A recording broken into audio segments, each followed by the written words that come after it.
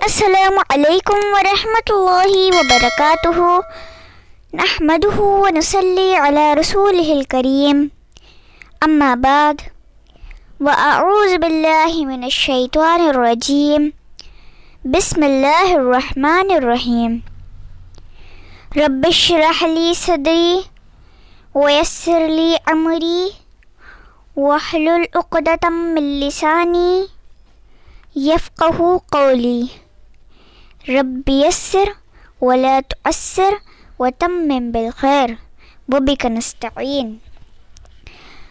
دوستوں، حبشہ کی دوسری ہجرت کے بعد کفار مکہ اور بھڑک گئے اور وہ آپ صلی اللہ علیہ وسلم کو اور ان کے ساتھیوں کو تکلیفیں پہنچانے کے منصوبے بنانے لگے۔ آخر کار ان سب نے مل کر مشورہ کیا کہ بنو ہاشم اور بنو عبد المطلب کا بائیکاٹ کر دیا جائے، نہ ان کے ساتھ شادی بیاہ کریں گے، نہ ان سے خرید و فروخت کریں گے، نہ ان سے بات چیت کریں گے۔ قریش نے اس عہد پیمان کو ایک صحیفے پر لکھ کر خانہ کعبہ پر لٹکا دیا۔ اس کے بعد سارے بنو ہاشم اور بنو عبد المطلب شعب ابی طالب میں سمٹ آئے۔ ان کا راشن پانی بند کر دیا گیا اور تاجروں سے ان کے ساتھ لین دین کو منع کر دیا گیا۔ کڑی مشقت کے بعد کوئی 3 سال میں اس ظلم کا خاتمہ ہوا۔ بائیکاٹ کے خاتمے کے کچھ مہینوں بعد چچا ابو طالب کا انتقال ہو گیا۔ چچا ابو طالب کی وفات پر نبی صلی اللہ علیہ وسلم کا زخم ابھی بھرا بھی نہیں تھا کہ ام المؤمنین حضرت خدیجہ رضی اللہ عنہا بھی وفات پا گئیں۔ آپ صلی اللہ علیہ وسلم کو ان کی موت کا بہت غم ہوا۔ حضرت خدیجہ کی وفات کے بعد آپ صلی اللہ علیہ وسلم نے حضرت سودا بنت زمعہ سے نکاح کیا۔ اس کے 1 سال بعد آپ صلی اللہ علیہ وسلم نے حضرت عائشہ رضی اللہ عنہا سے نکاح کیا۔ ان حالات میں آپ صلی اللہ علیہ وسلم نے زید بن حارثہ کے ساتھ طائف کا سفر کیا۔ طائف پہنچ کر آپ نے وہاں کے سرداروں کو اسلام کی دعوت دی،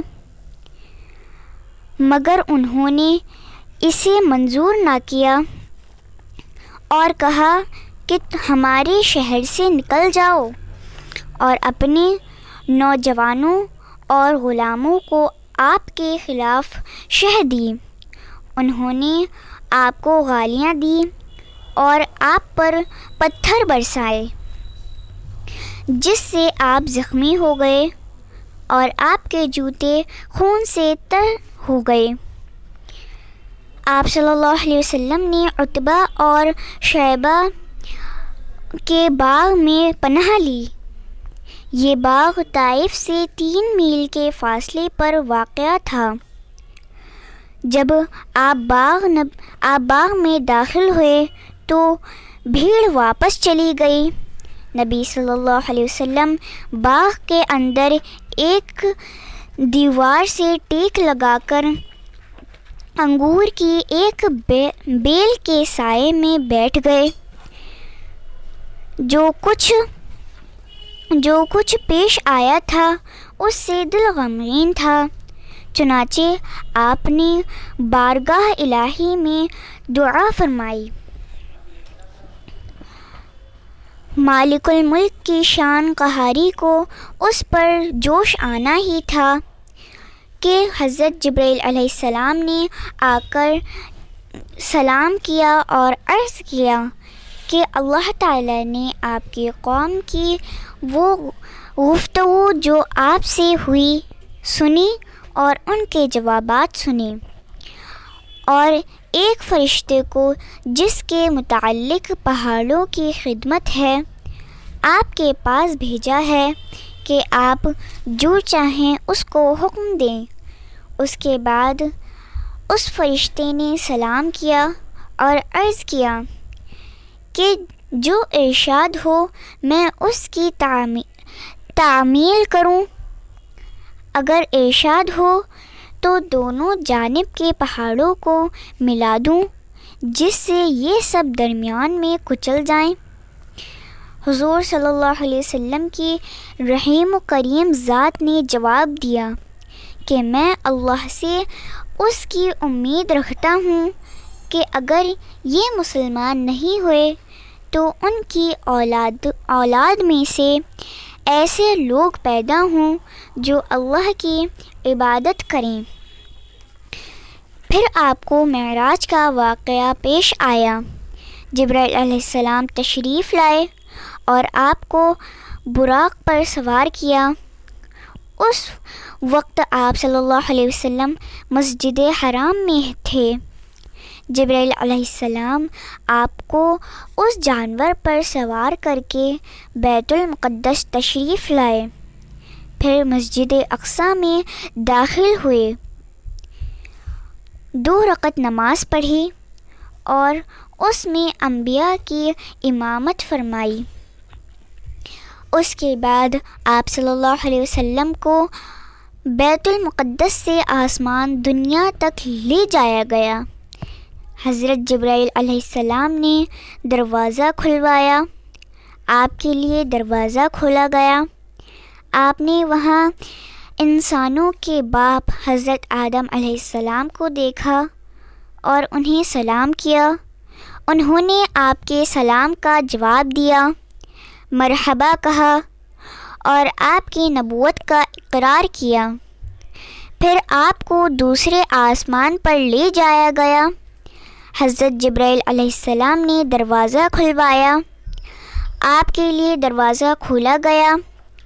آپ نے اس میں 2 خالہ زاد بھائیوں حضرت یحییٰ بن زکریا اور حضرت عیسیٰ بن مریم علیہ السلام کو دیکھا اور انہیں سلام کیا۔ دونوں نے جواب دیا، مرحبا کہا اور نبوت کا اقرار کیا۔ پھر تیسرے آسمان پر لے جایا گیا۔ وہاں آپ نے حضرت یوسف علیہ السلام کو دیکھا۔ آپ نے انہیں بھی سلام کیا۔ انہوں نے جواب دیا، مرحبا کہا اور آپ کی نبوت کا اقرار کیا۔ پھر آپ کو چوتھے آسمان پر لے جایا گیا۔ وہاں حضرت ادریس علیہ السلام کو دیکھا اور انہیں سلام کیا۔ انہوں نے جواب دیا، مرحبا کہا اور آپ کی نبوت کا اقرار کیا۔ پھر 5ویں آسمان پر لے جایا گیا۔ وہاں ہارون علیہ السلام کو دیکھا اور انہیں سلام کیا۔ انہوں نے سلام کا جواب دیا، مرحبا کہا اور آپ کی نبوت کا اقرار کیا۔ پھر آپ کو 6 آسمان پر لے جایا گیا۔ وہاں حضرت موسیٰ علیہ السلام سے ملاقات ہوئی۔ آپ نے انہیں سلام کیا۔ انہوں نے جواب دیا، مرحبا کہا اور آپ کی نبوت کا اقرار کیا۔ اس کے بعد 7ویں آسمان پر لے جایا گیا۔ وہاں آپ کی ملاقات حضرت ابراہیم علیہ السلام سے ہوئی۔ آپ نے انہیں سلام کیا۔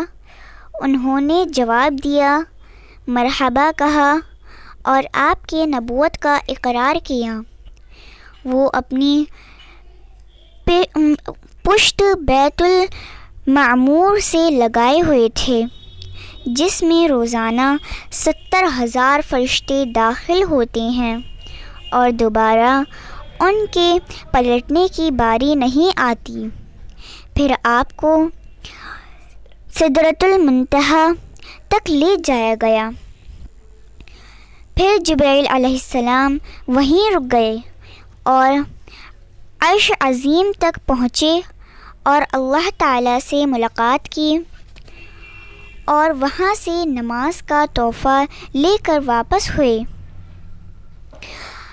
اسراء کی صبح حضرت جبرائیل علیہ السلام تشریف لائے اور رسول اللہ صلی اللہ علیہ وسلم کو 5 نمازوں کی کیفیت اور ان کے اوقات سکھائے۔ سن 13 نبوت میں بیت العقبہ کے بعد مسلمانوں نے مدینے کے لیے ہجرت شروع کر دی۔ پھر جبرائیل علیہ السلام نازل ہوئے، نبی صلی اللہ علیہ وسلم کو قریش کی سازش کی خبر دی، ہجرت کی اجازت دی اور نکلنے کا وقت مقرر کیا۔ آپ صلی اللہ علیہ وسلم نے حضرت علی کو اپنے بستر پر لٹا دیا اور آپ صلی اللہ علیہ وسلم عین اس حالت میں جب کہ یہ لوگ آپ کا گھر گھیرے ہوئے تھے باہر تشریف لائے اور یہ آیت تلاوت فرماتے ہوئے ان کے سروں پر مٹی ڈال دی۔ وَجَعَلْنَا مِن بَيْنِ أَيْدِيهِمْ سَدًّا وَمِنْ خَلْفِهِمْ سَدًّا فَأَغْشَيْنَاهُمْ فَهُمْ لَا يُبْصِرُونَ۔ چنانچہ اللہ نے ان کی نگاہیں پکڑ لیں۔ اس کے بعد آپ ابوبکر رضی اللہ عنہ کے گھر تشریف لے گئے۔ پھر دونوں حضرات نے یمن کا رخ کیا اور صبح کی پھوٹنے سے پہلے سور نامی پہاڑی کے ایک غار میں جا پہنچے۔ غار میں دونوں حضرات 3 رات رکے، پھر آپ مدینہ تشریف لے گئے۔ وہاں کے لوگوں نے آپ کا پرجوش استقبال کیا۔ پھر آپ صلی اللہ علیہ وسلم نے مسجد نبوی کی تعمیر کی۔ تو دوستو، یہ تھے پیارے نبی محمد صلی اللہ علیہ وسلم کی زندگی کے مختصر واقعات۔ جزاک اللہ فی الدارین خیرا۔